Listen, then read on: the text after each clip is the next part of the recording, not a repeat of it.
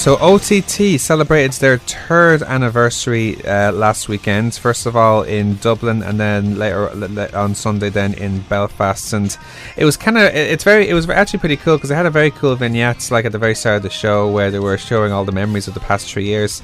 And it's amazing to see how far it's gone. Like, you know, like, because it was in humble beginnings with the likes of like Luther Ward and Pete Dunne when he was very young, to where it is now, where it's like how it has a contender show and stuff like that. So it's amazing how far it's come in the last 3 years. So when you look at that, like, so yeah. I saw the video. I haven't seen the show yet. I saw the video that he put up on YouTube. I think that was the one that they showed. Yeah. Well, the show started now with Don Marnell coming back as on commentary. Like, he came out after his wellness policy violation, or the 5th one, he said. And very interestingly, he took his sunglasses off and made a very passionate promo against the small majority. He calls it the 0.01% of the crowd that don't know good chance from bad chance, if you know what I mean. Yeah. So he was right to make it. Got a huge standing ovation, and even Don shook Engo's hand after. So it seems like a face turn now. They're both face commentators now. So hopefully that's not true. That they're both face commentators. But Don's cool. Anyway, I know Don's cool, but heel Don's better. Do you think heel Don's better? Heel Don's so much better. Yeah. Well, I think even face Don would still like point out or see a virginity if he saw one. So I think it'd be okay either way. So yeah, he can be the tweener. The tweet, yeah, that's it, yeah. So let's go on with the matches. Eddie Dennis and the Fabulous Nikki took on from the OTT contenders Curtis Murray and Nathan Martin, who earned their spot on the cards from their performances as OTT contenders 2 weeks previous. Very good opening match. Both Murray and Martin more than held their own, both individually and as a team, against the more experienced Dennis and Nikki. Nikki tried to seduce Foxy on 1 or 2 occasions. They have a bit of a history, I think, from gone back to a Matter of Pride last year. That's the show you've seen, actually. We were at the Matter of Pride one last year. Oh, no, I was at what one last year was I at? The Invasion Super Show. Yes, yeah, it was the one. Very good strength shown by Dennis in particular, who Samoan dropped Murray and gave a follow-away slam to Martin at the same time, as well as Razor edging Murray off the top of the ring on top of everybody. So he's a big guy. He's 6'6", so he knows how to use his strength very well.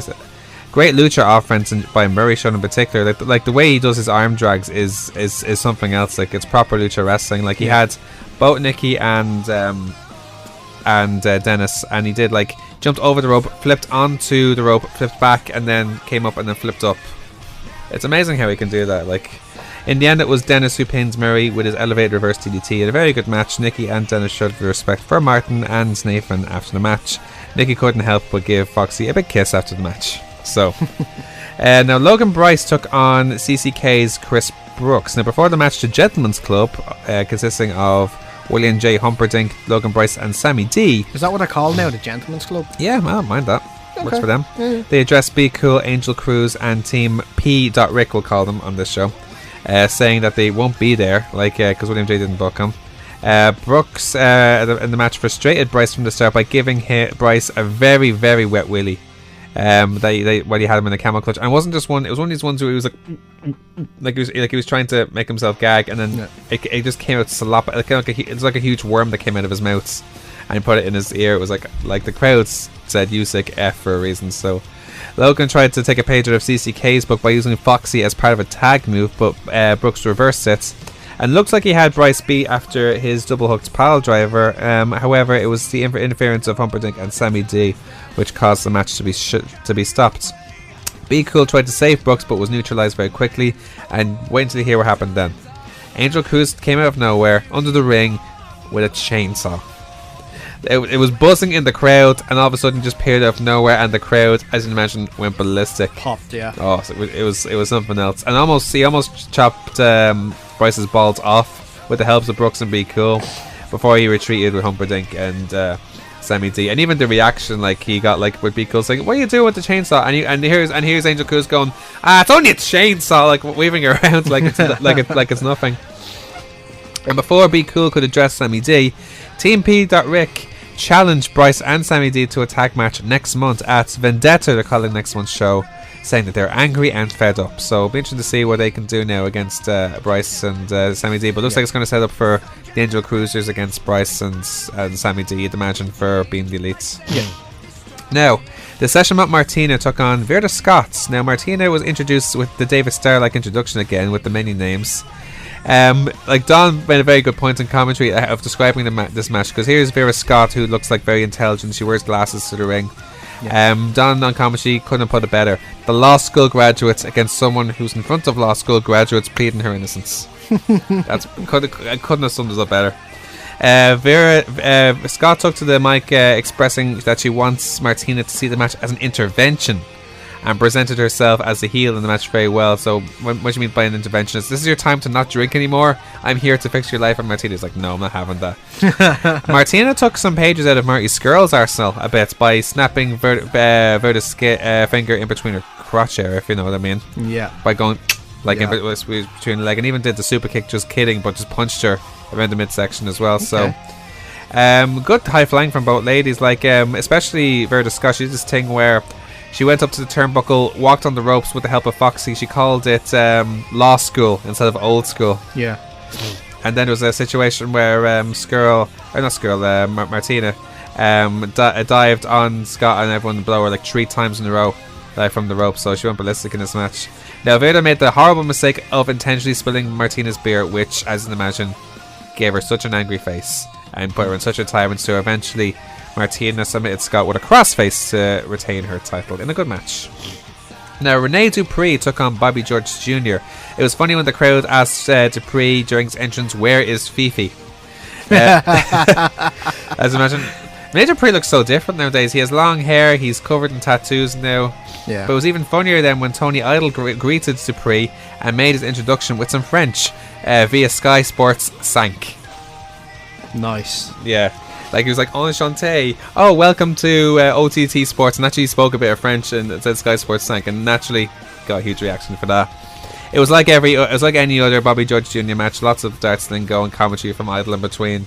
But in the end, it was Dupree who pinned George after his top rope elbow drop. But after the match, Dupree paid his respect to George Jr. and shortly made a post-match interview in French. This is George Jr. speaking French, like in a post interview, and again, it's so good. Like the combination between Idol and George is just brilliant. It's perfect comedy wrestling as far as I can see. Now, Colt Cabana took on Zach Gibson. Now I have to give a big shout out to Nathan McDonough, because he is really good at making signs or to kind of stirs wrestlers up a wee bit. What he did is create a big line of signs for the front row of the stage saying "Sue" and with like 4 S's, 4 N's and O's in between over to imply to Zach Gibson of the way he says "Sue" in his accents. And Sick, as you can imagine, did his usual Sick pre-match. And interestingly, during the time that Gibson made his promo, he was saying that him and Shay Samuels have beaten all the Irish wrestlers, and who was standing at the side of the stage? The Kings of the North. Okay. Very interestingly, we're like, you like, and the crowd knows that, and we're doing the drum beat in the middle, like, and nicely done, by the way. I'll try my best. Yeah. And and here's Gibson going, there's no more Irish wrestlers left, and you can tell by the look at them. If you watch it back, you're thinking, does he really feel that way? So it could be something interesting in the future. So the crowd, as I said, reacted to King of the North's presence, but Gibson didn't seem to know they were there at all. Like, he completely ignored them throughout the whole promo. Yeah. Now, Colt Cabana himself tried to get into Zach's head a bit with his unique tactics to great effect. It's classic Colt Cabana, like the way he does his things. Like, he's like, no, stop.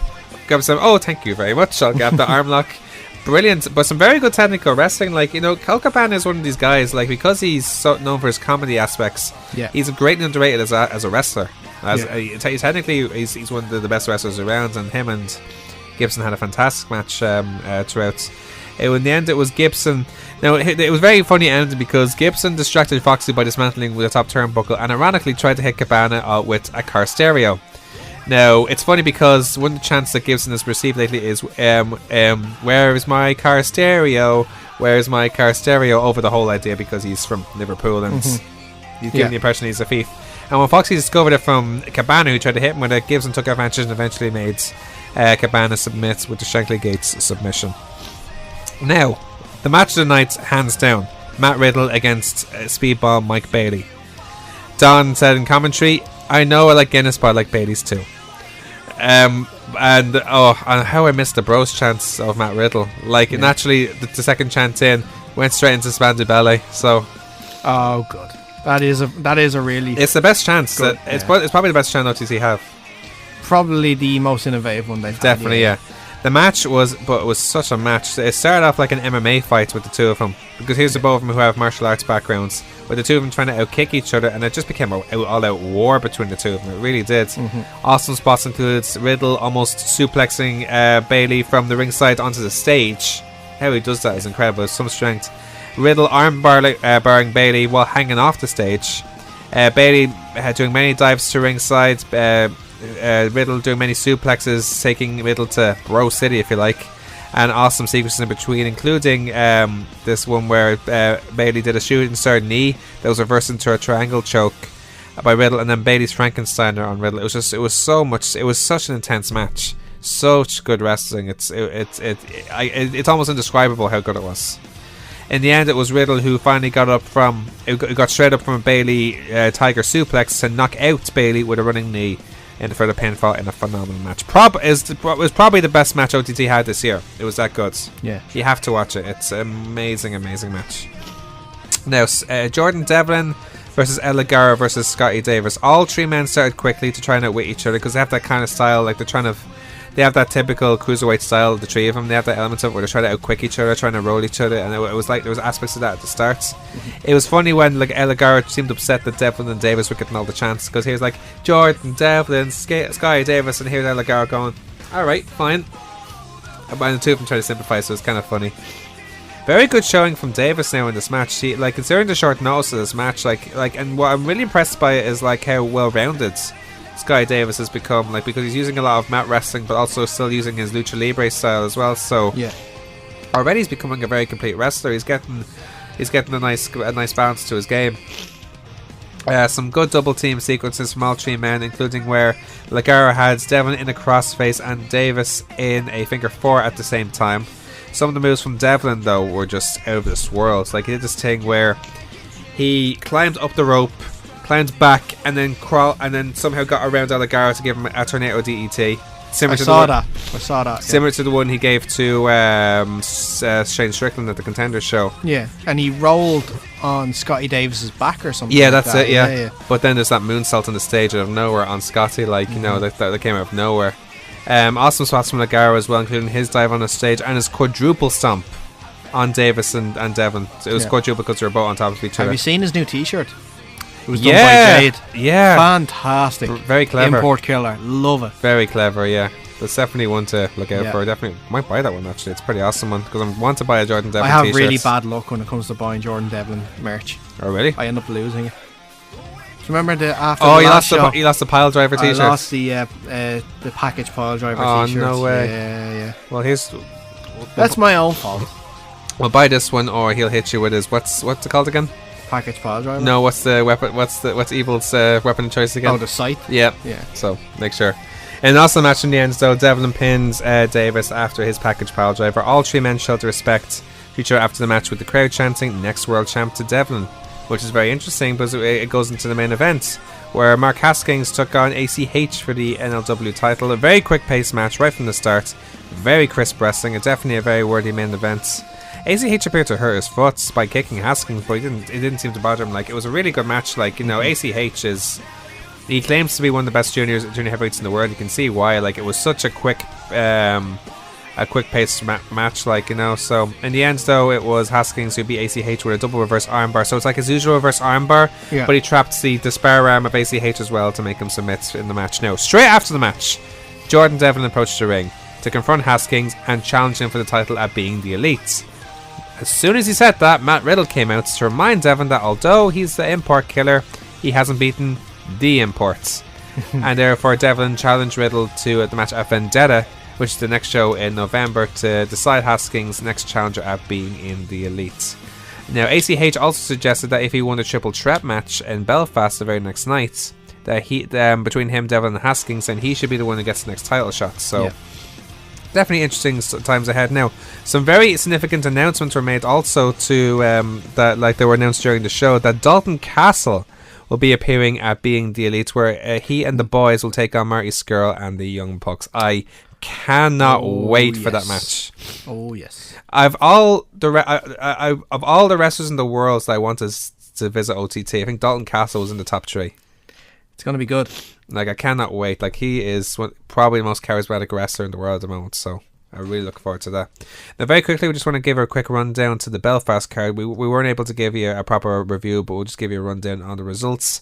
Curtis Murray defeated El Ligero in 1-on-1. Logan Bryce defeated Eddie Dennis. The team of Colt Cabana and the Session Matt Martina defeated the Angel Cruisers. Angel Cruz and Be Cool. Which included a Wilmstone pile driver. Is that what's called? Oh, God. Yeah. Oh, I seen that. Oh, my God. A Wilmstone pile driver. I seen that where it was a tombstone, but like, I won't even say it. Yeah. In a 6-man tag team match, the Kings, all 3 members of the Kings of the North, Damon Corvin, Duncan Disorderly, and Bonesaw, defeated the team of Luther Valentine, Chris Brooks, and Tucker. That's exactly, I called that, by the way, that would be the 2 extra opponents of Chris Brooks. Tucker, really? And I told it they're probably going to be around. They're from Belfast. It makes sense. I'll have to listen back and find out. I'm pretty sure I definitely said Luther Valentine at the very least. Matt Riddle defeated Zach Gibson 1-on-1, and in a triple threat match that actually was for the No Limits title, Mark Haskins retained his title against Jordan Devlin and ACH. So it looks like Mark Haskins will be champion, and looks like now it was also announced on OTT now at the last events that Jordan Devlin, but it was actually announced a few days after that it will be indeed Jordan Devlin against Matt Riddle at Vendetta, and I really cannot wait for that match. Can't wait. That's going to be got my tickets for it. I can't wait for it. It'll be class. It's going to be a hell of a match.